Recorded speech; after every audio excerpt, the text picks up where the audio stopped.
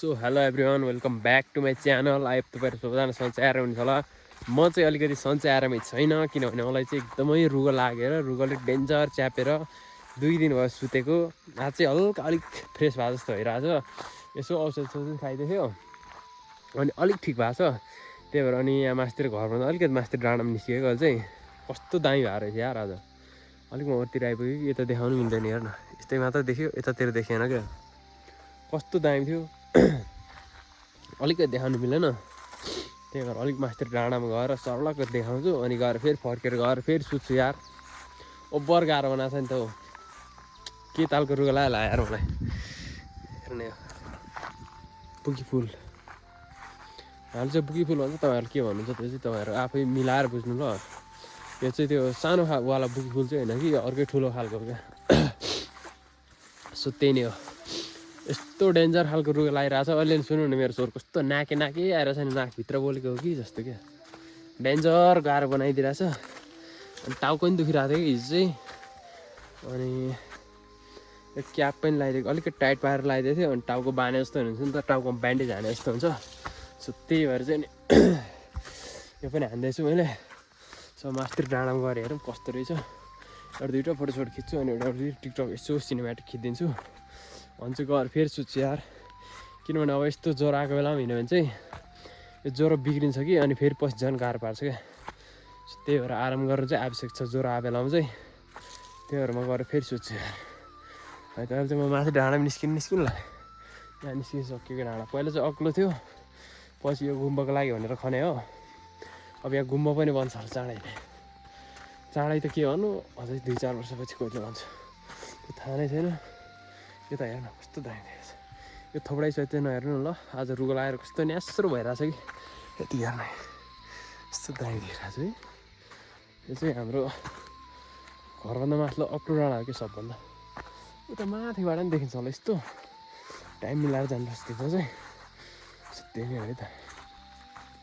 खासै खुलेको त रहेछ, बिहान चाहिँ खुलेको थियो होला, तर बिहान खुलेको थिएन यार, बिहान पानी परिरहेको थियो। यता क्या मैले होइन भने दामी देखिरहेछ भनेर यति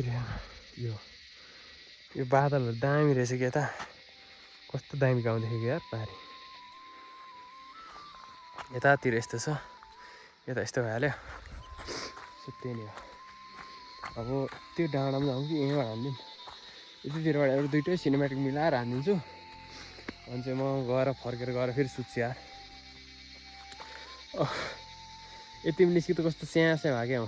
रुगा लागेर त्यो ज्वरो आएर सुत्दा आलस्य भएको छ नि त, त्यही भएर।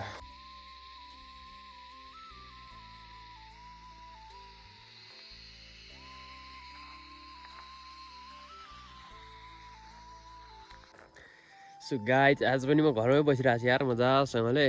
हिजो चाहिँ मास्तिर गएँ अनि मास्तिर गएर आएर सुत्दा अनि आज चाहिँ अलिक ठिक भएको छ क्या, औषधी खाइरहेको थिएँ। अनि हल्का हिँड्नु सक्ने चाहिँ भएको छु। हिँड्नु सक्ने त हिजो नि थियो छैन त, तर हिजो चाहिँ लास्टै आलस्य लागिरहेको थियो। आज चाहिँ अलिक ठिक भएको छ ज्वरो चाहिँ। अनि यहाँ तलतिर आएर बसेको कस्तो दामी हरियाली भएर रहेछ। अनि हेर्दै बसिरहेको हेर्न, वाह कस्तो दामी भयो है। यो इस्कुसको झ्याङहरू अनि तलतिर कोदो पनि फुल्न थालेछ अब चाहिँ। अब अलिक बारमा चाहिँ बाला हुन्छ अनि त्यसपछि त्यसले टिप्ने चट लाएर। सो त्यही नै हो। अहिले म उतातिर जान्छु कि जाँदैन थाहा नै छैन। आनन्दसँगले बसिरहेको छु यहाँ चाहिँ। हावा पनि चलेको छैन, घाम पनि लागेको छैन, पानी पनि परेको छैन। हेर न यस्तो भइदिरहेको छ र आज त। यो के भन्छ सबैको कम्बिनेसन ठिक्क मिलेछ क्या। ठिक्क मिलेर ठ्याक्क बसे मात्र हो क्या यो। सो त्यस्तो भइरहेछ। अनि यतातिर नि अनि आनन्दले बसिरहेको छ। उतातिर उखुहरू दामी भएर चाहिँ राखेको छ हेर्न।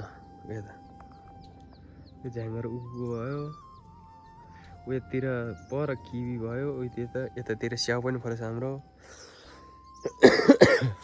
अनि हाम्रो मास्तिर घर, यो घर भयो, यो चाहिँ अस्ति भर्खर बनाएको।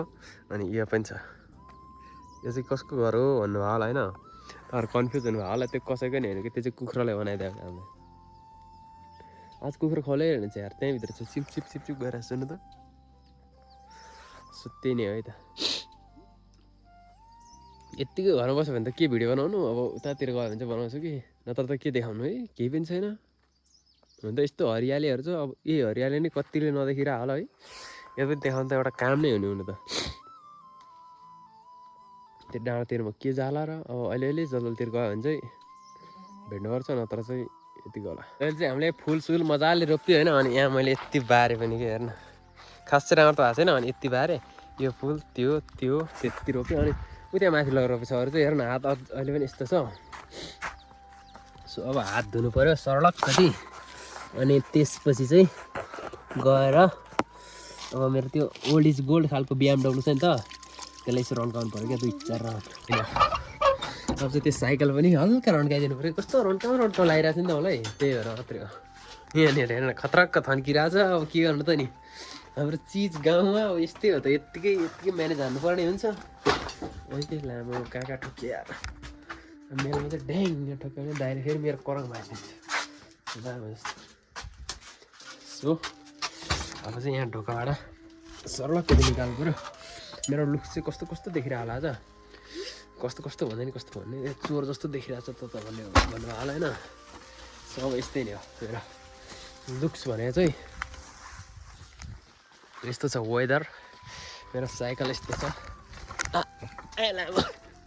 ओए झन्नै फुटाइदिने यार हेर्न यतातिर लगेर सर रन्काइदिन्छु अनि हेर है त साइकल त्यहाँनिर थन्काइदिएँ अब बत्ती पो बल्ने बेला भइसकेको छ त्यो यार बेलुका रात पो पर्न लागिसकेको छ त अन्त मेरो फोनले नै अब रात परिसक्यो भन्ने थालिसकेछ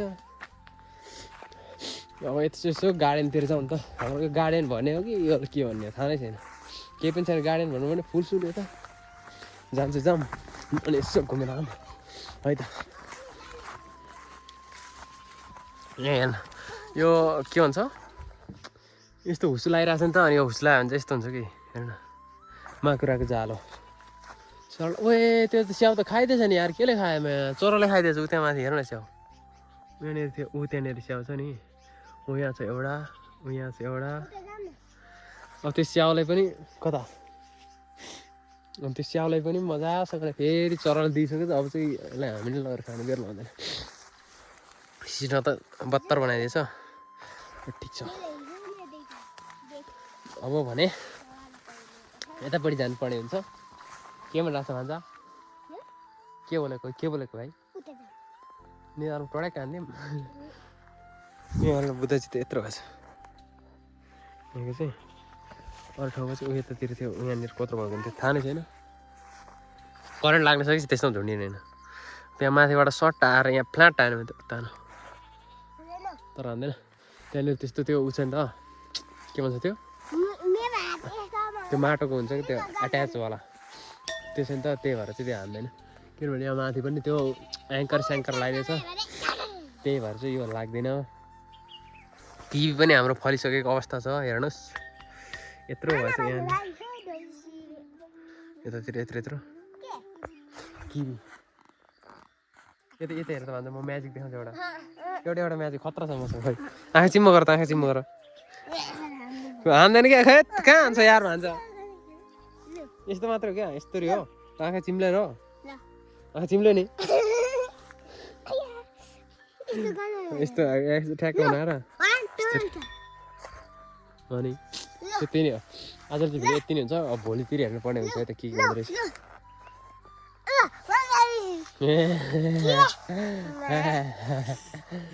यो चाहिँ मेरो एकदम नापिएको खालको भान्जा छ एउटा भान्जा छ खोजेको भाइ मारिदिउँ हान्दिउँ मैले म हानिदिन्छु नि फेरि भिड्ने हो यस्तो मुला मसँग भिड्ने हुन्छ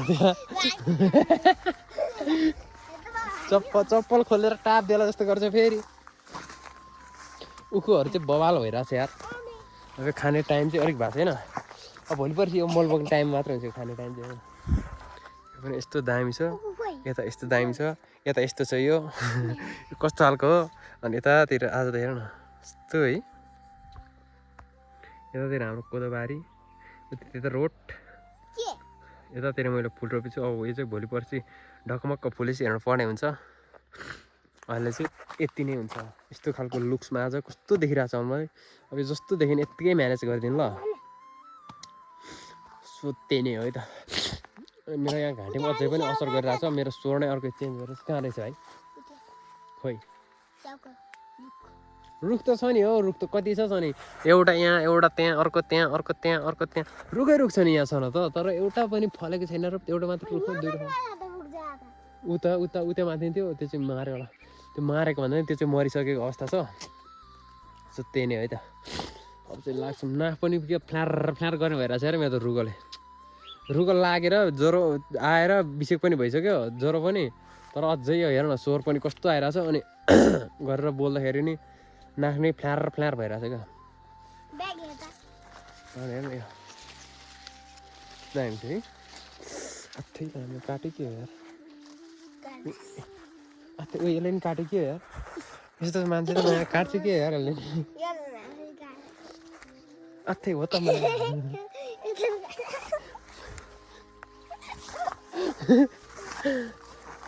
सो त्यही नै हो है त अब चाहिँ हामी लागेको अवस्था छ घरतिर यताबाट यता अनि त्यता घर ओ कस्तो जङ्गल देखेको यार हाम्रो घर छेउमा मेरो त अब डेन्जर खालको जङ्गल भइसकेको छ हाम्रो घर छेउमा अब कुन दिनदेखि यहाँ आएर बाघ बसेर खङ हान्दियो भने चाहिँ सिधाइदिन्छ सो त्यही नै यस्तरी हेर्दाखेरि कस्तो देखिरहेको होला एकछिन त हात कस्तो देखिरहेछ यहाँ बस्ने खतरा खिचिदिन्छु के यहाँ बस्छ नि यार खिच्ने मात्रै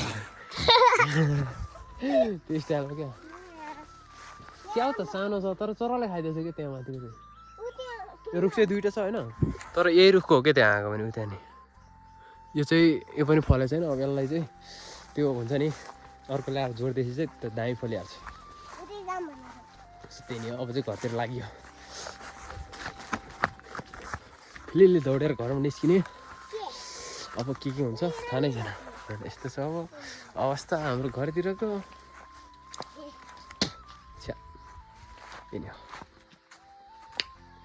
हाम्रो BMW ओल्ड इज गोल्ड ऊ त्यहाँ पर्कुनाउँछ उसलो किरहेछ अहिले चाहिँ खाना पनि खाइसक्यो होइन अनि हेर्नु अहिले त ओछ्यानमा आएको यार पल्टेन